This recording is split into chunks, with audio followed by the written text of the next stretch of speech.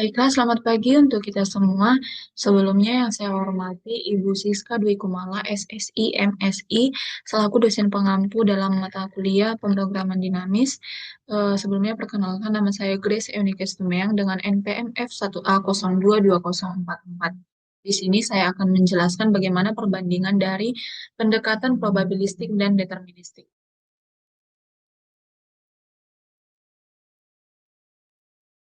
Adapun latar belakangnya yaitu pendekatan deterministik dan probabilistik merupakan dua kerangka utama dalam pemodelan fenomena nyata. Model deterministik memberikan hasil pasti untuk setiap input sehingga cocok untuk sistem yang stabil dan terukur, sedangkan model probabilistik menangkap ketidakpastian dan variasi data melalui peluang atau rentang prediksi. Perkembangan penelitian menunjukkan bahwa model deterministik unggul dalam stabilitas, namun model probabilistik ini lebih adaptif pada kondisi kompleks dan berubah cepat. Karena itu, kombinasi keduanya semakin diperlukan agar analisis lebih akurat dan keputusan berbasis risiko dapat dilakukan dengan lebih baik.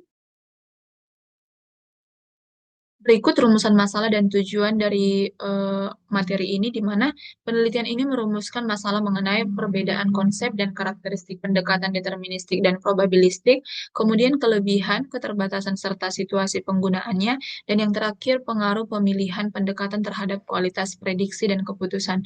Dan kemudian penelitian ini bertujuan untuk memahami konsep dasar pendekatan deterministik dan probabilistik, mengidentifikasi perbedaan karakteristiknya, menganalisis kelebihan serta keterbatasan keduanya, menentukan situasi penggunaan yang lebih tepat, dan mengevaluasi dampaknya terhadap kualitas prediksi serta pengambilan keputusan.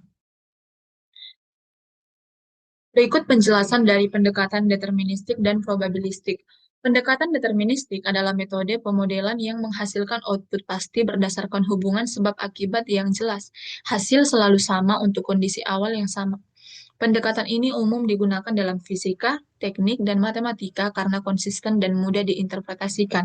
Namun, model deterministik kurang sesuai untuk sistem kompleks atau fenomena yang mengandung ketidakpastian karena tidak mampu menangkap variabilitas dan dinamika acak yang terjadi dalam data nyata. Kemudian, pendekatan probabilistik memodelkan fenomena yang mengandung ketidakpastian dengan menghasilkan output berupa distribusi peluang atau rentang kemungkinan bukan satu nilai pasti. Metode ini digunakan dalam statistik, epidemiologi, keuangan, dan meteorologi karena mampu menangkap variabilitas alami yang tidak ditangani model deterministik. Pendekatan probabilistik lebih adaptif terhadap perubahan kondisi, namun memerlukan data yang lebih banyak, analisis yang lebih kompleks, dan pemahaman statistik untuk interpretasi hasilnya. Yang menjadi perbedaan konseptual antara pendekatan deterministik dan probabilistik ini, pendekatan deterministik menggambarkan hubungan antar variabel secara pasti dan menghasilkan satu nilai prediksi yang tetap. Sebaliknya, pendekatan probabilistik menyatakan hubungan melalui peluang dan distribusi statistik sehingga menghasilkan rentang nilai prediksi. Deterministik lebih sesuai untuk sistem yang stabil dan dapat dipastikan kondisinya, sedangkan probabilistik lebih tepat untuk fenomena yang mengandung ketidakpastian atau fluktuasi tinggi. Perbedaan ini mempengaruhi cara hasil diinterpretasikan dan digunakan dalam pengambilan keputusan. Kemudian kelebihan dan keterbatasan dari kedua pendekatan ini yaitu kelebihan pendekatan deterministik memberikan hasil yang presisi dan konsisten, kemudian mudah ditafsirkan karena hubungan antar variabel bersifat pasti, lalu cocok untuk sistem dengan parameter jelas dan kondisi stabil.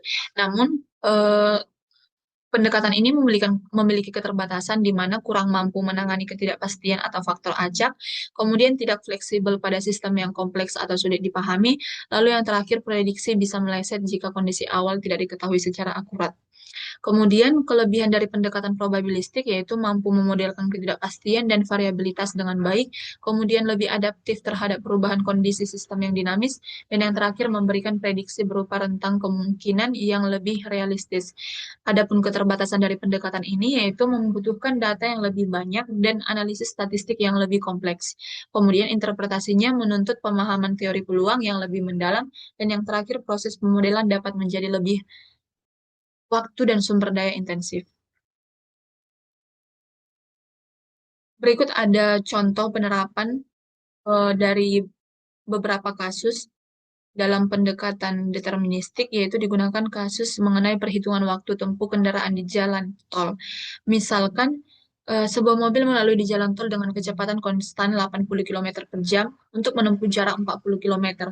Dengan asumsi kecepatan tetap dan kondisi jalan tidak berubah, waktu tempuh dapat dihitung secara pasti menggunakan rumus waktu sama dengan jarak per kecepatan, di mana jarak tadi merupakan 40 km, sedangkan kecepatan 80 km per jam, maka hasilnya sama dengan 0,5 jam. Hasil perhitungan deterministik memberikan nilai 0,5 jam atau 30 menit secara pasti. Tidak ada variasi atau ketidakpastian dalam model karena semua parameter diasumsikan tetap. Pendekatan deterministik cocok digunakan karena sistem berada dalam kondisi stabil dan variabel yang mempengaruhi hasil dapat dikendalikan sepenuhnya. Kemudian untuk contoh kasus dalam penerapan pendekatan probabilistik, yaitu kasus perkiraan hujan berdasarkan data cuaca.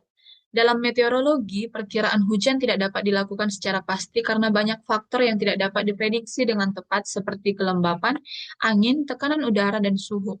Oleh karena itu digunakan model probabilistik. Misalnya, berdasarkan data historis dan melalui cuaca, sebuah wilayah diperkirakan memiliki peluang hujan itu sama dengan 0,65 atau 65%. Artinya, berdasarkan analisis probabilistik, terdapat peluang 65% bahwa hujan akan terjadi pada hari tersebut. Model probabilistik ini memberikan informasi tentang ketidakpastian, bukan nilai pasti. Pendekatan ini lebih realistis digunakan dalam sistem yang kompleks dan dipengaruhi oleh variabel acak. Yang menjadi perbandingan singkat dari kedua kasus tersebut ialah, eh, dalam aspek kasus deterministik ini membahas waktu tempuh kendaraan, kemudian probabilistik tadi memperkirakan hujan, kemudian untuk hasilnya, di pendekatan deterministik nilainya pasti yaitu 30 menit, sedangkan di probabilistik dia masih menghitung peluang di mana, memiliki peluang 65%. Kemudian untuk variasi dalam pendekatan deterministik ini tidak ada dan diasumsikan tetap, sedangkan di probabilistik ada namun dan dipengaruhi banyak faktor acak. Dan aspek cocok digunakan ini yaitu dalam pendekatan deterministik cocok digunakan ketika kondisi stabil dan parameter diketahui, sedangkan pada pendekatan probabilistik cocok digunakan ketika sistem kompleks dan dipengaruhi ketidakpastian. Dari buku Winston, di sini saya mengambil satu contoh kasus di mana Walton Bookstore harus menentukan jumlah kalender yang dipesan untuk menghadapi permintaan yang tidak pasti, dengan harga beli $2, harga jual $4, dan nilai sisa 0,75 per kalender. Distribusi permintaan atau jumlah kalender terjual dianggap diskrit dengan nilai dan probabilitas, yaitu yang pertama, eh,